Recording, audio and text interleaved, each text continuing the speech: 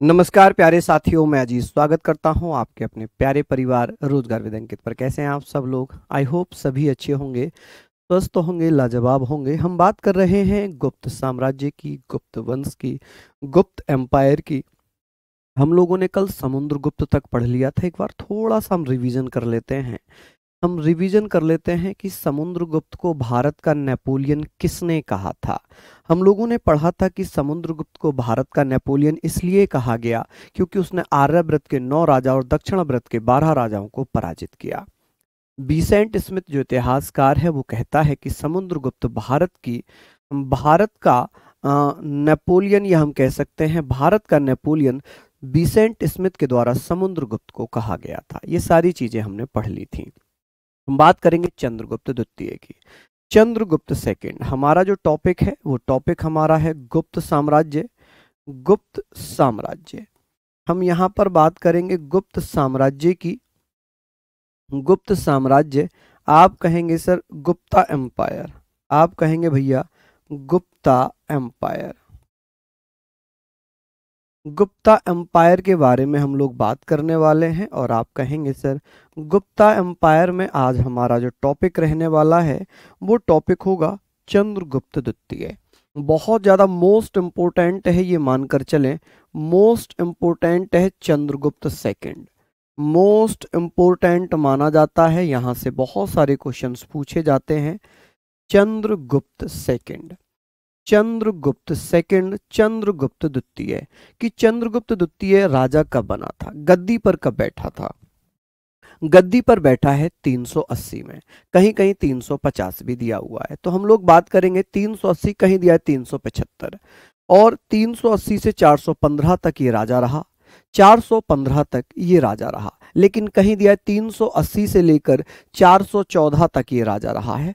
हर इतिहासकार ने इसकी तिथियां अलग अलग लिखी हुई हैं, तो हम लोग यहाँ पर बात करेंगे कि जो एग्जाम ओरिएंटेड होगा वही मैं आपको बताऊंगा। हालांकि इनकी तिथियां कभी नहीं पूछी जाती हैं। गुप्त वंश के साम्राज्य की तिथियां कभी नहीं पूछी जाती, केवल एक पूछी जाती है कि चंद्रगुप्त द्वितीय गद्दी पर कब बैठा, क्योंकि उसी सन को, उसी तिथि को गुप्त संवत के नाम से जानते हैं। और मेरी आशा यह है कि आप लोग बहुत अच्छे से सारी चीज़ों को कर जाएंगे। दिल से आप लोगों के लिए मेहनत हो रही है, हम भी, आप भी, सभी मिलकर मेहनत कर रहे हैं, तो आप लोग इसको पढ़ लें। और ये मंडे से ये क्लास सुबह 9 बजे स्टार्ट हो जाएगी। मंडे से ये क्लास सुबह 9 बजे स्टार्ट हो जाएगी। हम बात करेंगे चंद्रगुप्त द्वितीय की। चंद्रगुप्त द्वितीय जो 380 ईस्वी से लेकर 380 ईस्वी से लेकर 415 ईस्वी तक राजा रहता है। ठीक है, कहीं कहीं पर ये 375 दिया हुआ है, तो इस पर हमें ज्यादा फोकस करना नहीं है क्योंकि ये एग्जाम में आता भी नहीं है, ये एग्जाम में पूछा भी नहीं जाता है। चंद्रगुप्त द्वितीय के नाम क्या क्या हैं? चंद्रगुप्त द्वितीय के नाम क्या क्या हैं, तो इसके बारे में हम बात कर लेते हैं कि सर इसके अन्य नाम क्या क्या हैं। अन्य नाम किस किस नाम से जाना जाता है। मैं फैक्चुअल बेस्ड बात करूंगा यहाँ पर, क्योंकि फैक्ट ही आपके बहुत ज़्यादा पूछे जाते हैं। अदर नेम क्या होगा? आप कहेंगे सर अदर नेम क्या है, तो बहुत इंपॉर्टेंट है, बहुत महत्वपूर्ण है। अन्य नाम क्या होंगे? आप कहेंगे सर अदर नेम। यहाँ पर आप समझें कि सर अन्य नाम क्या है, चंद्रगुप्त द्वितीय को क्या क्या कहा जाता है। तो चंद्रगुप्त द्वितीय को देवगुप्त कहा जाता है, देवराज कहा जाता है, देवश्री कहा जाता है। क्या कहा जाता है? देवश्री। मोनू यादव कह रहे हैं सर बहुत बहुत धन्यवाद, आपकी वजह से मेरा आर्मी जीडी निकल गया। अरे वाह, कॉन्ग्रेचुलेशन, बहुत बढ़िया। समझ लीजिए, हाँ जी, हाँ जी, बहुत शानदार। हम लोग यहाँ पर बात कर रहे हैं, हम लोग यहाँ पर बात करेंगे कि भैया देवगुप्त, देवगुप्त किसे कहा जाता है? देवगुप्त। आप कहेंगे कि सर देवगुप्त किसे कहते हैं? देवगुप्ता। तो चंद्रगुप्त सेकंड को ही देवगुप्त कहा गया है। आगे बात करते हैं कि भैया इसे देवराज भी कहते हैं। क्या कहते हैं? देवराज के नाम से भी जाना गया है। कि सर देवराज किसे कहा गया है? तो आप कहेंगे सर देवराज भी कहा गया है। और इसको भैया देवश्री भी कहा गया है। क्या कहा गया है? देवश्री के नाम से भी जाना जाता है। किसके नाम से? आप कहेंगे भैया देवश्री के नाम से भी जाना जाता है। कि देवश्री देवराज देवगुप्त किसके नाम है? चंद्रगुप्त सेकंड के। किसके? चंद्रगुप्त सेकंड के। चंद्रगुप्त ने कुछ उपाधियां धारण की थी, टाइटल्स लिए थे। कौन कौन से टाइटल्स थे? आप कहेंगे विश्वामित्र बिंद जी कह रहे मेरा जीएस आपके और परिवार की तरफ से धन्यवाद, आर्मी जीडी क्लियर हुआ। अरे वाह, बहुत बढ़िया। निशांत चौधरी का भी आर्मी जीडी क्लियर हुआ, बहुत बढ़िया, गजब। ऐसे ही मेहनत करते रहो, ऐसे ही मेहनत करते रहो। हम लोग बात करेंगे सर चंद्रगुप्त द्वितीय ने कौन कौन सी उपाधि धारण की थी। विक्रमांक किसे कहते हैं? विक्रमादित्य किसे कहते हैं? सकारी किसे कहा गया है? परम भागवत किसे कहा गया? आप कहेंगे सर परम भागवत समुद्रगुप्त को भी कहा गया था, और परम भागवत भैया विक्रमादित्य को भी कहा गया है। चलिए यहां पर हम लोग बात करेंगे कि सर ये बताइए चंद्रगुप्त द्वितीय ने कौन कौन सी उपाधियां धारण की थी। यहां पर हम बात करेंगे सर उपाधियां कौन कौन सी थी। उपाधियां तो यहां पर टाइटल्स की बात होगी जी, कौन कौन से टाइटल्स इसने लिए थे। चलिए टाइटल्स की बात होगी तो आप कहेंगे सर टाइटल्स यहां पर क्या हो जाएंगे, जैसे कि इसने विक्रमांक की उपाधि धारण की थी। विक्रमांक कि विक्रमांक किसे कहा गया है? आप कहेंगे सर विक्रमांक किसे कहा गया? कौन कौन बच्चा बता सकता है कि विक्रमांक किसे कहा गया था? चंद्रगुप्त द्वितीय को ही विक्रमांक कहा गया, विक्रमादित्य कहा गया। क्या कहा गया? विक्रमादित्य कहा गया।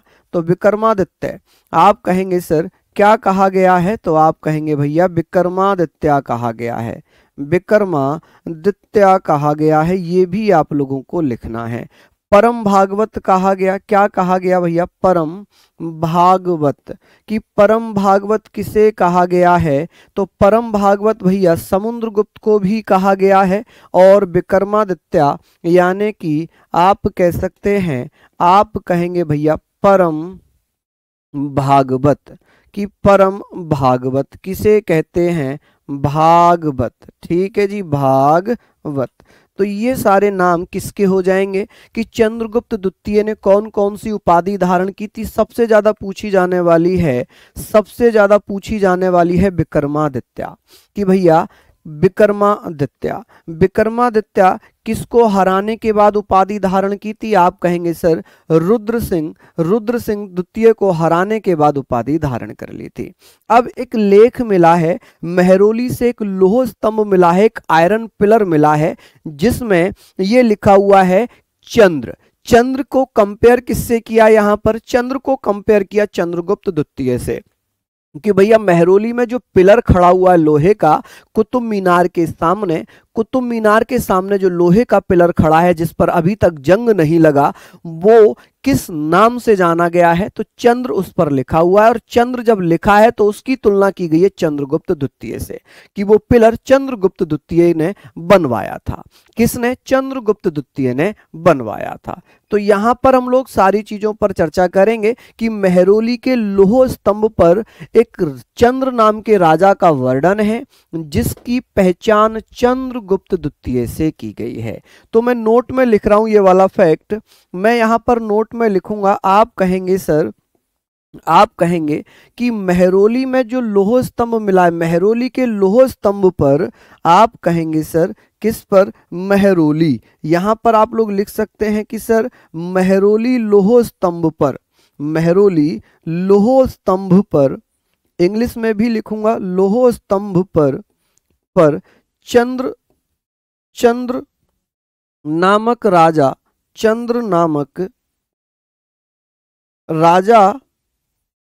जो चंद्र नामक राजा है, राजा का वर्णन है, चंद्र नामक राजा का वर्णन है। और इसकी तुलना, इसकी पहचान किससे की गई है?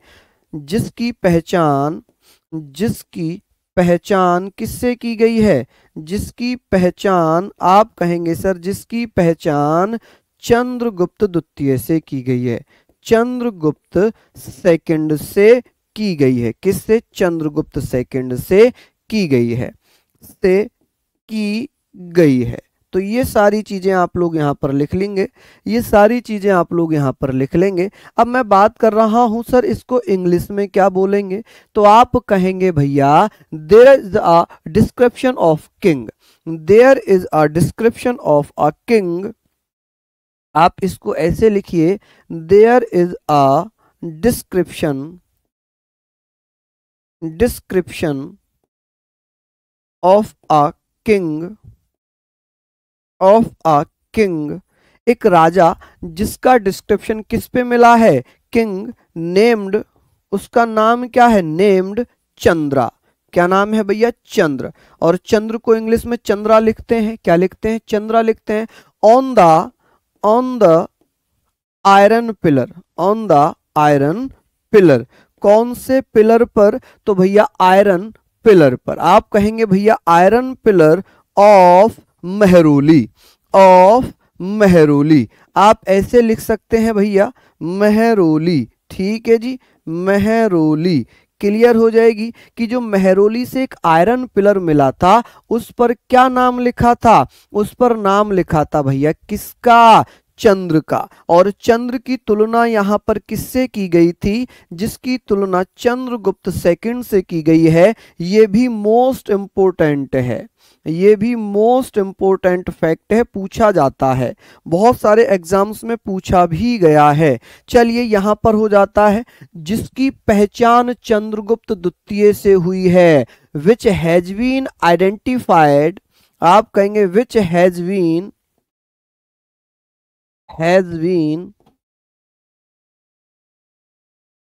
आइडेंटिफाई, कि भैया किससे आइडेंटिफाई किया गया है, तो आप कहेंगे सर आइडेंटिफाई किससे किया गया है, आप कहेंगे सर आइडेंटिफाई। उम्मीद है ये सारे फैक्ट तो आप लोगों को लिखने ही लिखने हैं।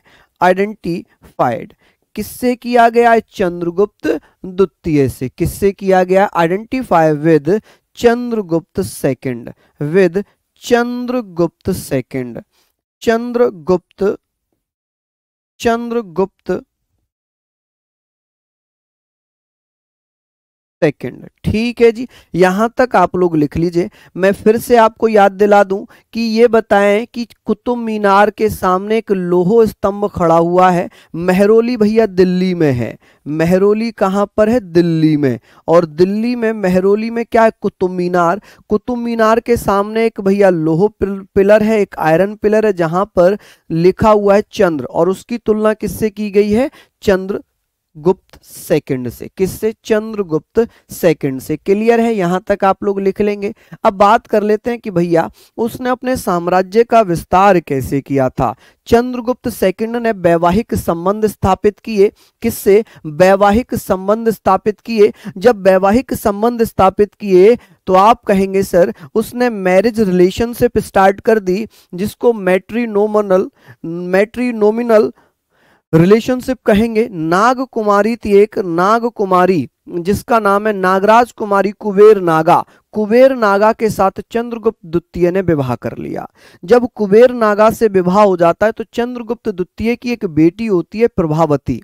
कौन सी बेटी होती है, प्रभावती। और प्रभावती का विवाह वो बाकाटक वंश के राजा रुद्रसेन द्वितीय से कर देता है। किससे, रुद्रसेन द्वितीय से कर देता है, ठीक है। उसका एक बेटा था जिसका नाम था कुमारगुप्त, और कुमारगुप्त का विवाह वो किसके साथ करता है, तो वो काकुत्स वर्मन के साथ कर देता है, काकुत्स वर्मन की पुत्री के साथ कर देता है, ठीक है। तो हम बात करेंगे सर उसने क्या किया, वैवाहिक संबंध, चंद्रगुप्त द्वितीय ने वैवाहिक संबंध स्थापित किए। क्या स्थापित किया भैया, वैवाहिक संबंध। कि वैवाहिक संबंध किसके साथ स्थापित किए थे, आप कहेंगे चंद्रगुप्त द्वितीय ने अपने साम्राज्य को बढ़ाने के लिए वैवाहिक संबंध स्थापित किए थे। आप कहेंगे भैया क्या स्थापित किया था, तो मैट्रिमोनियल। आप कहेंगे मैट्रिमोनियल। आप यहां पर लिखना कि सर जो मैट्रिमोनियल रिलेशनशिप थी वो किस किस के साथ होती है, मैट्रिमोनियल। आप कहेंगे सर मैट्रिमोनियल, ठीक है। मैट्रिमोनियल रिलेशनशिप किस किस के साथ स्टार्ट होती है, रिलेशन। आप ये सारी चीजों को अच्छे से नोट डाउन कर लेना। रिलेशनशिप कि भैया ये किसके साथ स्टार्ट होती है, तो सबसे पहले तो चंद्रगुप्त सेकंड ने, सबसे पहले चंद्रगुप्त सेकंड ने स्वयं विवाह किया। तो यहां पर बात करेंगे कि चंद्रगुप्त सेकंड ने क्या किया, आप कहेंगे चंद्रगुप्त सेकंड ने, चंद्रगुप्त सेकंड, ठीक है जी। चंद्रगुप्त सेकंड ने क्या किया, इसने खुद किससे विवाह किया, इसने विवाह किससे किया था, इसने किससे मैरिज की थी, आप कहेंगे भैया इसने किससे मैरिज की थी, तो एक नाग राजकुमारी थी, नाग राजकुमारी, नाग राजकुमारी, क्या नाम था जी उसका, नाग राजकुमारी का, आप कहेंगे नाग राजकुमारी, जिसका नाम था भैया कुबेर नागा, क्या नाम था जी, कुबेर नागा। किसके साथ विवाह करता है चंद्रगुप्त द्वितीय, कुबेर नागा से। किससे विवाह कर लेता है जी, कुबेर नागा से विवाह कर लेता है। शादी उसने अपनी भाभी से की थी, वो तो मैंने कल ही बता दिया था, वो तो मैंने कल ही बता दिया था। ये मैं साम्राज्य विस्तार की बात कर रहा हूं, अपने एम्पायर को एक्सपेंड करने की बात मैं कर रहा हूं। तो कुबेर नागा से क्या कर लेता है भैया, विवाह कर लेता है, ठीक है। मैरिज विद नाग राजकुमारी कुबेर नागा, इसको हम क्या बोल सकते हैं इंग्लिश में, तो आप कहेंगे सर नाग राजकुमारी, राजकुमारी कुबेर नागा। आप कहेंगे सर किसके साथ, कुबेर नागा के साथ, ठीक है, किसके साथ, कुबेर नागा। ऐसे करके आप लिखेंगे कुबेर नागा के साथ भैया इसने खुद विवाह कर लिया, और इनसे एक पुत्री होती है, कुबेर नागा की एक पुत्री होती है चंद्रगुप्त द्वितीय, और कुबेर नागा की एक बेटी होती है, एक डॉटर होती है। क्या होती है जी, एक डॉटर होती है। उस डॉटर का विवाह किसके साथ कर देता है, प्रभावती गुप्ता। कौन, प्रभावती गुप्ता। आप कहेंगे प्रभावती गुप्त, प्रभावती गुप्त की शादी, की शादी किसके साथ कर देता है, शादी किसके साथ हो जाती है, तो बाकाटक वंश का राजा हुआ करता था रुद्रसेन सेकंड। प्रभावती का विवाह, शादी बाकाटक, किसके साथ, बाकाटक वंश के राजा, के राजा जिनका नाम क्या है, राजा जिनका नाम है भैया रुद्र सिंह, आप कह सकते हैं रुद्र सिंह द्वितीय या रुद्रसेन, तो आप कहेंगे sir Rudrasen second, Rudrasen second के साथ कर दिया जाता है। चलिए, तो आप कहेंगे sir marriage his daughter Prabhavati to king Rudra second of the Vakataka dynasty. आप कहेंगे मैरिड हिज डॉनर, मैरिड कि भैया किसके साथ मैरिड कर दी थी उसने, मैरिड हिज डॉटर। इंग्लिश वाले बच्चों के लिए लिख रहा हूं, बड़ा दिक्कत है इसमें। डॉटर आप लोग बताइएगा भैया, थोड़ा सा समय तो लगता है लेकिन आपको समझ में अच्छे से आ जाता है, ये मेरे लिए अच्छी बात है। चलिए, डॉटर, मैरिज हिज डॉटर किसके साथ, आप कहेंगे पुत्री का नाम भी तो बताइए, आप कहेंगे सर या प्रभावती। क्या नाम था उसकी डॉटर का, प्रभा, आप कह सकते हैं सर प्रभावती। क्या नाम है भैया उसका, प्रभावती, प्रभावती, प्रभावती गुप्ता। प्रभावती गुप्ता किसके साथ विवाह हो जाता है, तो आप कहेंगे टू किंग, टू किंग, कौन किंग था, किंग रुद्र, कौन भैया, रुद्रसेन, कौन my dear, Rudrasen second, Rudrasen second of the, Rudrasen second of the Vakataka, Vakataka dynasty, dynasty. चलिए, इनको भी आप लोग लिख लीजिए जल्दी जल्दी से कि भैया किसके साथ पहला विवाह किया था उसने, उसने अपना विवाह किया कुबेर नागा के साथ। कुबेर नागा से उसे एक बेटी प्राप्त हुई जिसका नाम था प्रभावती, और प्रभावती की शादी किसके साथ हो जाती है, रुद्रसेन सेकंड के साथ, जो कि बाकाटक वंश के राजा थे। अब इसने अपने पुत्र की शादी किसके साथ कर दी थी, इसने अपनी पुत्र की शादी किसके साथ कर दी थी, तो आप कहेंगे सर पुत्र कुमार गुप्त की शादी, किसकी, कुमार गुप्त।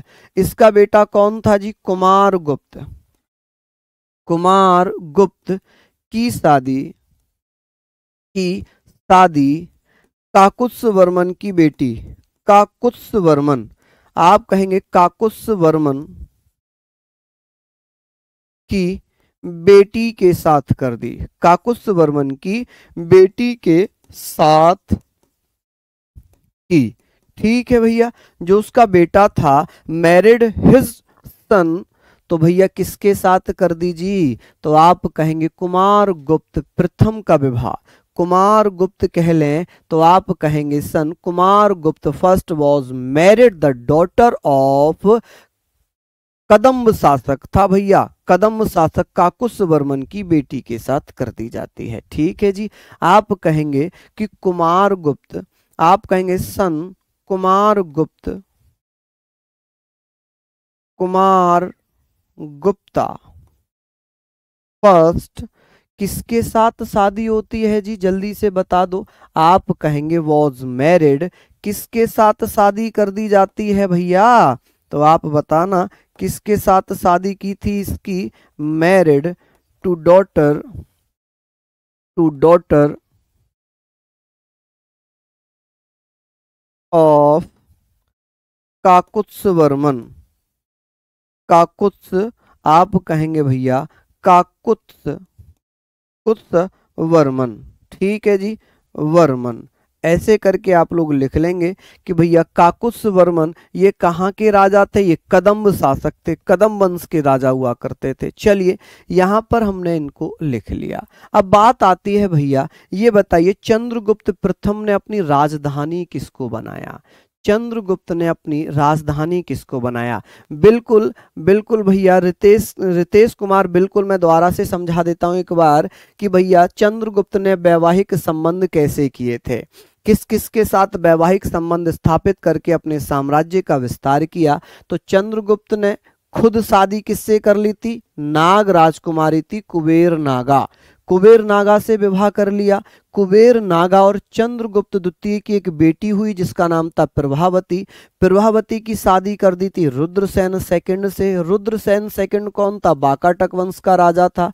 अब अपने पुत्र कुमार गुप्त की शादी काकुत्स वर्मन की बेटी के साथ कर दी जाती है जिसका नाम है, देखिए कुमार गुप्त प्रथम was married to daughter of Kakutsa Varman, तो अपनी बेटी की शादी भी कर दी, अपने बेटे की शादी भी कर दी और खुद की शादी भी कर ली। तो 3 वैवाहिक संबंधों से इसने अपने साम्राज्य को बढ़ाया। क्या किया, अपने साम्राज्य को बढ़ाया। चंद्रगुप्त सेकंड ने अपनी राजधानी किसको बनाया था, आप कहेंगे चंद्रगुप्त सेकंड, चंद्रगुप्त सेकंड इसने अपनी कैपिटल राजधानी किसको बनाया था जी, आप कहेंगे सर इसने राजधानी कैपिटल किसको बनाया था, जल्दी से बताइए कि इसने अपनी कैपिटल किस किस को बना लिया था, कौन भैया बताएंगे। तो इसने पाटलिपुत्र को अपनी राजधानी बनाया था और उज्जैनी को अपनी राजधानी बनाया था। किसको, पाटलिपुत्र को, पाटलिपुत्र एवं उज्जैनी, पाटलिपुत्र एवं उज्जैनी को इसने अपनी राजधानी बना लिया। क्या बना लिया जी, इसने अपनी राजधानी बना लिया। आप कहेंगे पाटलिपुत्र एवं उज्जैनी को अपनी राजधानी बना लिया। ठीक है जी, पाटलिपुत्र, ऐसे करके आप लोग लिख सकते हैं पाटलिपुत्र। ठीक है जी, पाटलिपुत्र एंड इंग्लिश में भैया ऐसे करके लिख लीजिए उज्जैनी।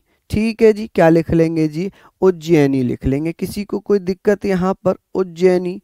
चलिए कि भैया ये बताइए चंद्रगुप्त सेकंड ने, चंद्रगुप्त सेकंड ने अपनी कैपिटल, अपनी राजधानी किसको बनाया था, पाटलिपुत्र को और उज्जैनी को। चंद्रगुप्त सेकंड के बेटे का नाम क्या था, कुमारगुप्त। क्या नाम था, कुमारगुप्त। कुमारगुप्त की शादी किसके साथ हो जाती है, काकुस वर्मन के बेटी के साथ। काकुस वर्मन कहाँ के राजा थे, ये कदम्ब वंश के शासक थे। कहाँ के, ये कदम्ब शासक थे। आप कहेंगे सर ये कौन थे, ये कदम्ब शासक थे। कौन थे जी ये, आप कहेंगे सर ये कदम्ब, कदम्ब शासक थे, रूलर थे। ठीक है जी, तो ये चीजें भी आप लोगों ने लिख लेनी है। क्लियर हो गई चीजें यहाँ तक। मैं बहुत शॉर्ट में और बहुत धीरे धीरे सारी चीजें बताता हुआ चल रहा हूँ। आगे बात कर लेते हैं। अब बात करेंगे चंद्रगुप्त द्वितीय ने क्या किया। उज्जैनी का एक राजा हुआ करता था रुद्र सिंह द्वितीय, ये रुद्रसेन है, एक उज्जैनी का शासक था रुद्र सिंह द्वितीय। रुद्र सिंह सेकंड को पराजित किया, रुद्र सिंह सेकंड को हराया और एक उपाधि धारण कर ली विक्रमादित्य की। कौन सी उपाधि धारण कर ली मेरे लाडलो, विक्रमादित्य की। ठीक है जी, चलिए बहुत बढ़िया, शानदार। विक्रमादित्य का अर्थ क्या होता है, आप कहेंगे पराक्रम का सूर्य, सन ऑफ माइट कह सकते हैं। ठीक है जी, चलिए यहां तक आप लोगों ने नोट डाउन कर लिया होगा। नेक्स्ट हम लोग बात करेंगे चंद्रगुप्त सेकंड ने किसको हराया था। चंद्रगुप्त सेकंड ने उज्जैनी शासक रुद्र सिंह द्वितीय को हराया। ठीक है, तो Chandragupta second defeated Ujjaini ruler Rudra Singh second. तो आप कहेंगे Chandragupta second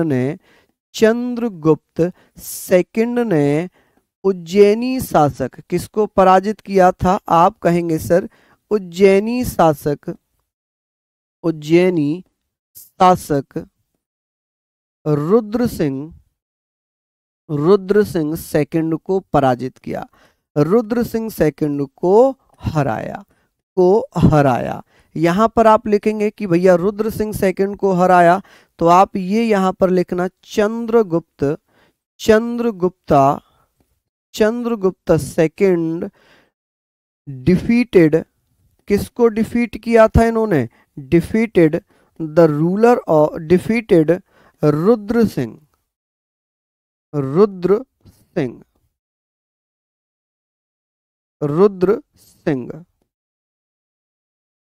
second, the ruler of कहां के थे भैया, रूलर ऑफ उज्जैनी। कहां के थे ये, आप कहेंगे सर उज्जैनी। कहां के राजा थे ये, रूलर ऑफ उज्जैनी। तो इनको पराजित कर दिया। क्या कर दिया जी, तो आप लिखेंगे defeated Rudra Singh second the ruler of Ujjaini. अब बात ये आती है कि चंद्रगुप्त ने यहां पर एक उपाधि ली थी। जब रुद्र सिंह द्वितीय को पराजित किया था तो चंद्रगुप्त सेकंड ने यहां पर एक उपाधि धारण की थी, जो मैं पहले लिखवा चुका हूं। आप कहेंगे कौन सा टाइटल लिया था उसने, तो उसने भैया विक्रमादित्य की उपाधि धारण की थी। किसकी, विक्रमादित्य। आप कहेंगे सर विक्रमादित्य की उपाधि धारण की थी। किसकी भैया, विक्रमादित्य। आप बताना विक्रमादित्य की उपाधि कब धारण की गई थी, जब उसने रुद्र सिंह सेकंड को पराजित किया था। विक्रमादित्य का अर्थ क्या होता है, अर्थ मीन्स क्या है इसका, तो आप कहेंगे सर इसका मीन्स क्या होगा, इसका मीन्स है भैया पराक्रम का सूर्य। क्या है इसका मतलब, पराक्रम का सूर्य। तो ये भी आप लोग लिखें कि भैया पराक्रम का सूर्य। आप कहेंगे भैया पराक्रम का सूर्य यानी कि सन ऑफ माइट कहा जाएगा इसको। क्या कहेंगे, सन ऑफ माइट यानी कि पराक्रम का सूर्य किसे कहा गया है, तो विक्रमादित्य का मतलब होता है पराक्रम का सूर्य। चलिए बहुत बढ़िया। अब बात आती है सर, ये बताइए इसे सकारी भी कहा गया है, चंद्रगुप्त द्वितीय को सकारी भी कहा गया है कि भैया भारतीय अनुश्रुति के अनुसार इसे सकारी भी कहा गया। क्यों कहा गया, क्योंकि इसने शकों को हराया था, और शकों को हराने के कारण, जब मैंने कल बताया था कि शकों को पराजित किया था, इसने सकारी उपाधि धारण की थी, और इसने व्याघ्र शैली के सिक्के भी चलाए थे। चलिए अब बात करते हैं चंद्रगुप्त द्वितीय के दरबार में नवरत्न कौन कौन थे। चंद्रगुप्त द्वितीय के दरबार में नवरत्न, हम यहां पर बात करेंगे चंद्रगुप्त द्वितीय के नवरत्न। कौन कौन भैया विद्वान रहते थे चंद्रगुप्त सेकंड के दरबार में, चंद्रगुप्त सेकंड के नवरत्न कौन कौन थे, नवरत्न कौन कौन थे, तो आप लोग कहेंगे भैया चंद्रगुप्त सेकंड के दरबार में नवरत्न कौन थे। ठीक है जी, यहां पर आप लोग लिखना कि चंद्रगुप्तास नवरत्न।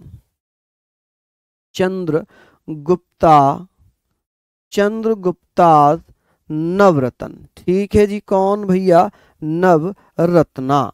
ठीक है जी, तो आप कहेंगे कौन कौन हो जाएंगे, 9 विद्वान थे। कौन थे जी? 9 विद्वान थे, जिसमें सबसे पहले विद्वान है कालिदास। कौन है जी? कालिदास। आप कहेंगे कौन थे जी? कालिदास थे। क्या कालिदास की स्पेलिंग लिख लोगे आप लोग? लिख ही लोगे भाई, कालिदास को तो आप लिख ही लोगे।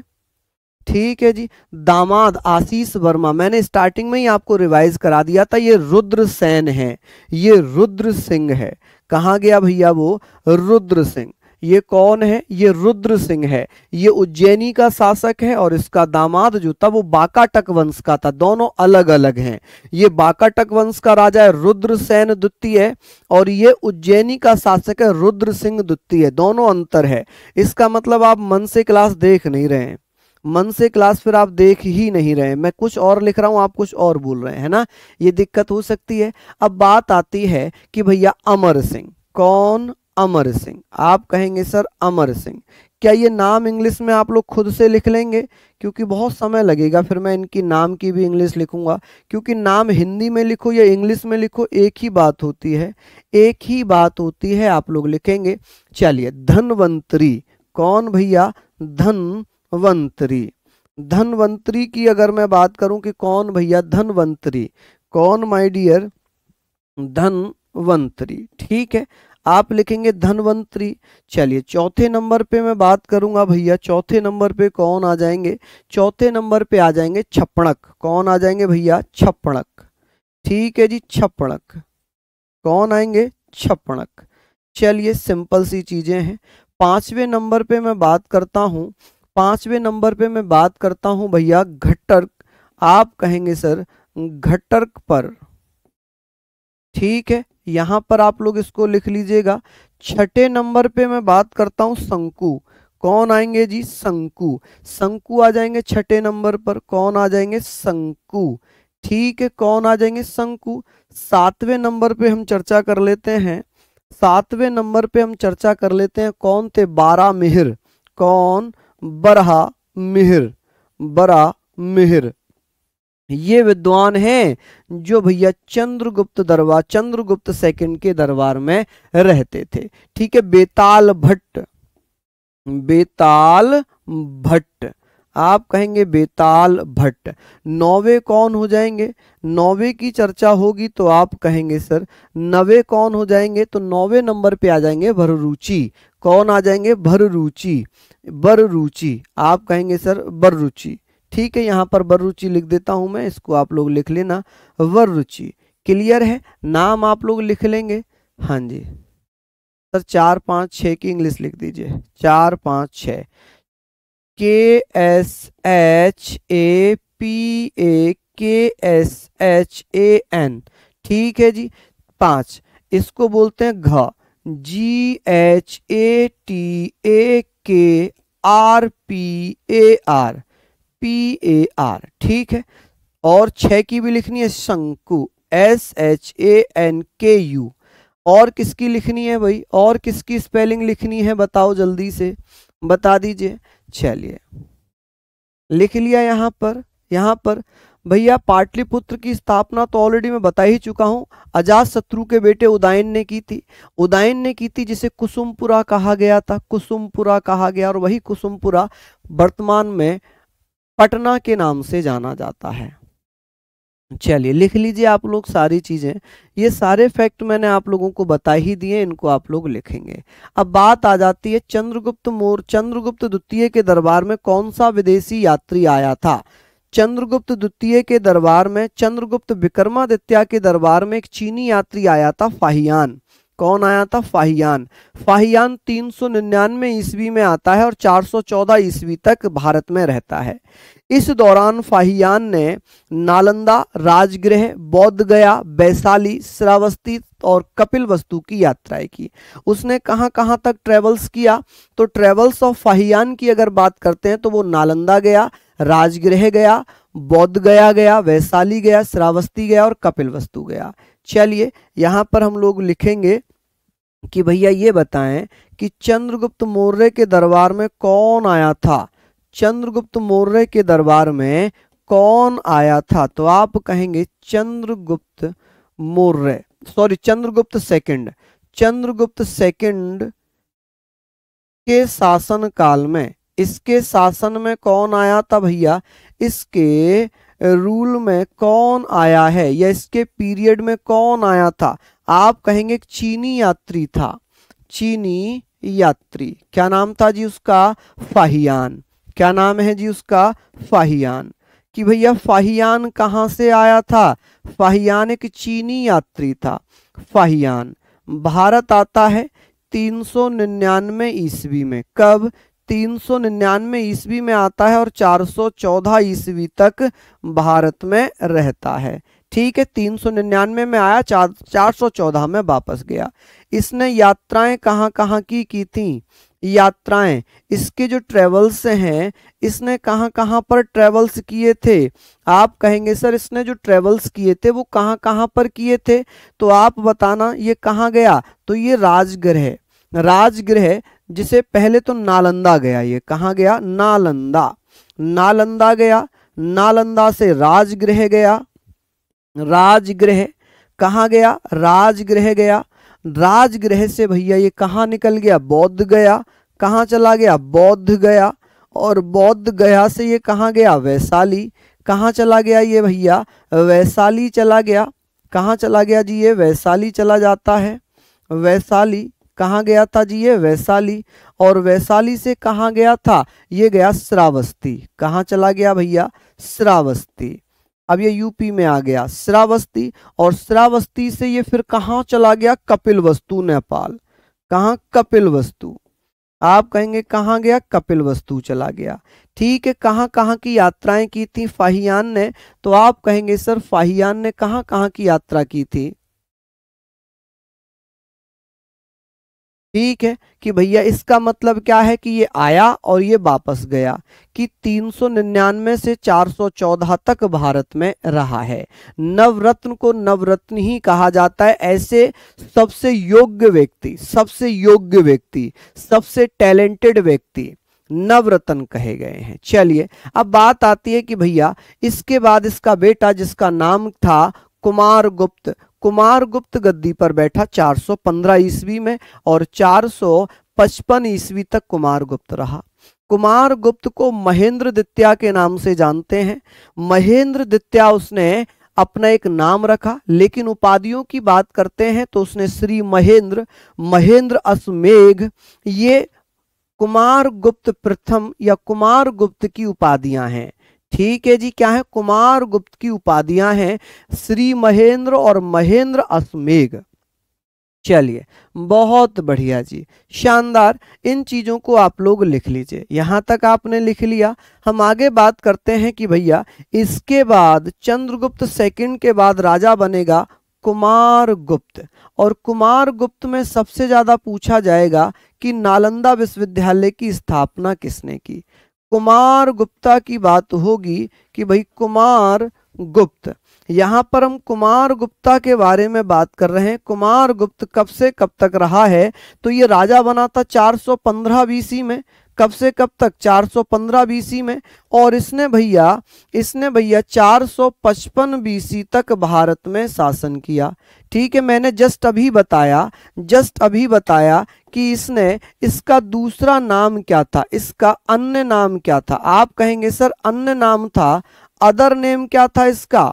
अदर नेम अभी हम लोगों ने पढ़ा था कि भैया इसका अदर नेम था जिसका नाम है महेंद्रादित्य। क्या नाम था जी? महेंद्रादित्य। आप कहेंगे सर महेंद्रादित्य, कि महेंद्रादित्य किसका नाम था? कुमारगुप्त का नाम था जी, महेंद्रादित्य। महेंद्रादित्य किसका नाम है जी? तो आप कहेंगे कुमारगुप्त का। इसने कौन कौन सी उपाधि धारण की थी? उपाधियों की चर्चा करते हैं कि इसने कौन कौन सी उपाधियां ली थी।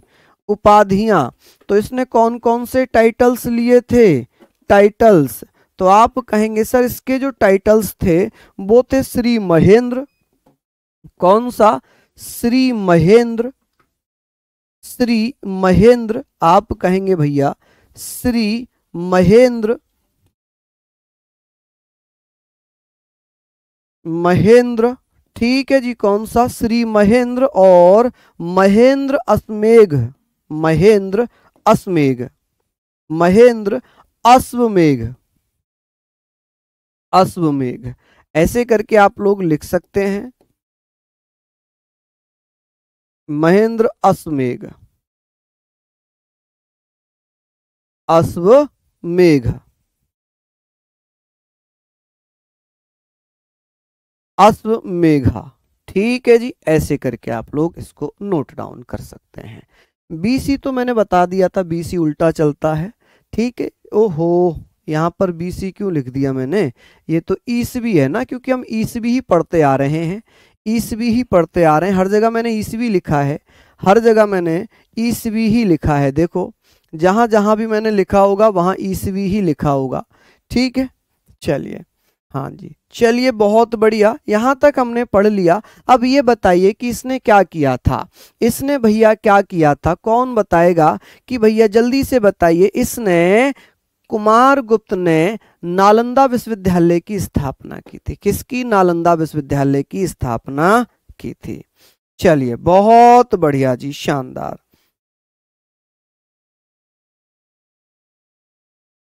बहुत बढ़िया। हाँ जी, एडी होगा, वो गलती से बीसी लिख गया फिलो फिलो में। अब बात ये आती है, बात ये आती है कि भैया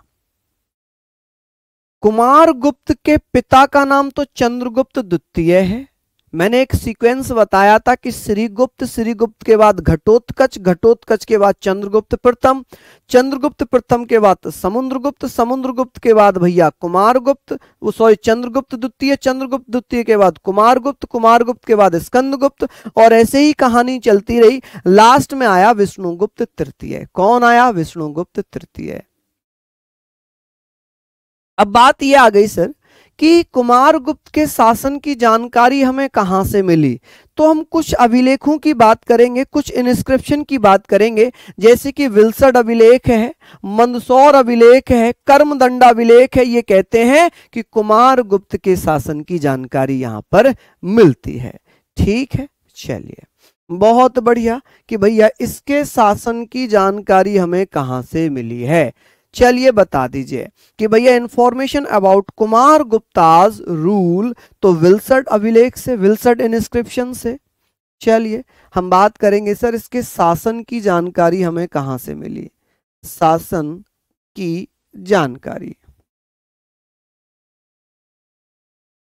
शासन की जानकारी हमें कहां से मिली है, तो आप कहेंगे भैया इसके शासन की जानकारी, इंफॉर्मेशन, इंफॉर्मेशन ऑफ रूल, आप कहेंगे sir information, information of rule, कि भैया इसके शासन की जानकारी हमें कहां से मिली, तो आप कहेंगे विल्सड अभिलेख से। किससे भैया?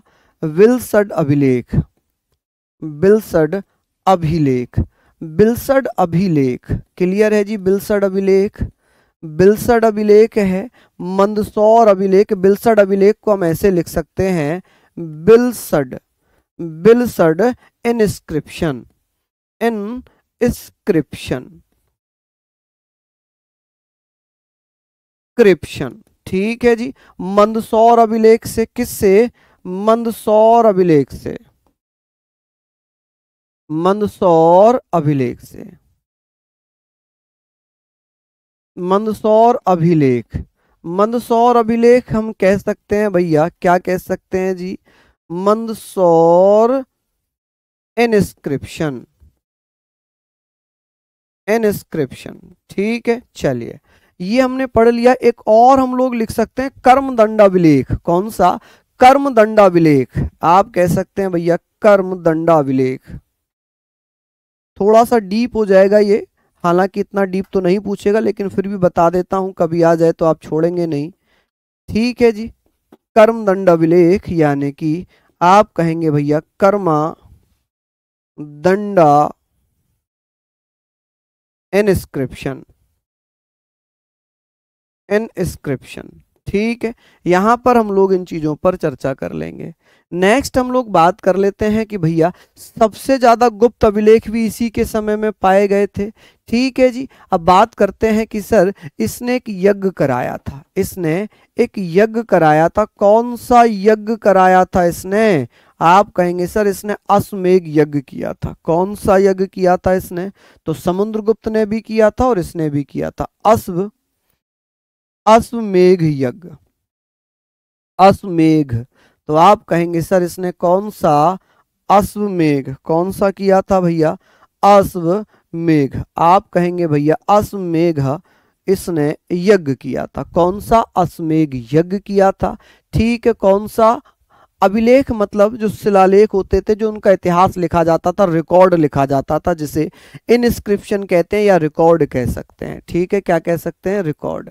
चलिए, इसने कौन सा, यहां पर हम लोगों ने बात कर ली, हम लोगों ने बात कर ली अश्वमेध यज्ञ हुआ है। अब भैया नालंदा विश्वविद्यालय, नालंदा विश्वविद्यालय की स्थापना की थी। नालंदा विश्वविद्यालय की स्थापना, नालंदा विश्वविद्यालय किसने बनाया था? नालंदा विश्वविद्यालय, नालंदा विश्वविद्यालय की स्थापना किसने की थी? नालंदा विश्वविद्यालय। आप कहेंगे नालंदा विश्वविद्यालय की स्थापना किसने की थी? तो भैया कुमार गुप्त ने ही की थी स्थापना। एस्टेब्लिशमेंट आप लिख सकते हैं, establishment, establishment of Nalanda university, Nalanda university. चलिए, कि भैया किसने की थी? तो कुमारगुप्त प्रथम ने ही की थी। अच्छा, नालंदा विश्वविद्यालय को क्या कहा जाता है? नालंदा विश्वविद्यालय को क्या कहते हैं? तो आप कहेंगे सर ऑक्सफोर्ड ऑफ महायान कहा जाता है। आप कहेंगे सर इसे Oxford of Mahayana, Oxford of Mahayana, Mahayana. क्यों? क्योंकि यहाँ पर बौद्ध लोग ही पढ़ते थे अधिकतर। तो भैया नालंदा यूनिवर्सिटी को क्या कह सकते हैं? आप कहेंगे सर इसे ऑक्सफोर्ड, ऑक्सफोर्ड ऑफ महायान कहा जाता है। क्या कह सकते हैं इसको? Oxford of Mahayana, Mahayana. चलिए, सिंपल सी चीजें हैं, ये आप लोग लिख लीजिए, लिख लीजिए। कल हम इसका टेस्ट करेंगे। देखिए, जैसे जैसे चैप्टर खत्म होता जाता मैं आप लोगों को टेस्ट भी कराता जाता हूँ, टेस्ट भी कराता हूँ ताकि आप लोगों को समस्या ना आए, समस्या ना आए। चलिए, बहुत बढ़िया। एक बच्चा, बिल्कुल, अनीता वालियान जी, मैं कोशिश करूंगा कि मैं अब यहाँ पर डांस करना प्रारंभ कर दूं, है ना। ढोल नगाड़े भी ले आऊं, है ना, ढोल नगाड़े बजवाना स्टार्ट करने लग जाऊं, तब हो सकता है कि आपको नींद ना आए। नींद भगाने का तो यही है कि भाई कान के पास ही ढोल नगाड़े बजाने लग जाओ। नींद उन लोगों को आती है जिनके सपनों में जान नहीं होती, जिनके सपनों में जान है, जिनको अपने माता पिता की मेहनत का गुमान है, जिन्हें अपने माता पिता की मेहनत दिखती है, उनके चेहरे से टपकता हुआ पसीना दिखता है, उन्हें लगता है कि हमारे पिता दिन रात काम कर रहे हैं, अभी भी खेतों में लगे हुए इतनी तिलतिलाती हुई धूप में, तो उन्हें, मुझे लगता है कि मोटिवेशन की आवश्यकता नहीं है। मुझे लगता है कि उन्हें पढ़ते समय नींद नहीं आती। उन्हें लगता है कि हम अपने पापा का नाम रोशन करेंगे, तो वो नींद कभी आ ही नहीं सकती, उन्हें नींद कभी आ ही नहीं सकती। हाँ, नींद उन्हें आएगी जो एसी में बैठे हैं, पंखों में बैठे हैं, मौज चल रही है, टेंशन ही नहीं है। अरे चिंता चिता को जन्म देती है। चिंता, जिसको अपने सिलेक्शन की चिंता होगी, जिसको अपने पढ़ने की चिंता होगी, जिसे अपने भविष्य की चिंता होगी, जिसे अपने करियर की चिंता होगी, क्या उसे नींद आएगी? कभी नहीं आएगी, कभी भी नहीं आ सकती। ठीक है जी, चलिए, बाकी आप अच्छे से पढ़िए, मेहनत करिए। हालांकि मैंने अपना पूरा बेस्ट कर रहा हूं आप लोगों के लिए, हर वो चीज़ दे रहा हूं जो आप लोगों के लिए इंपॉर्टेंट है। फिर मिलते हैं आप लोगों से, तब तक के लिए जय हिंद, जय भारत।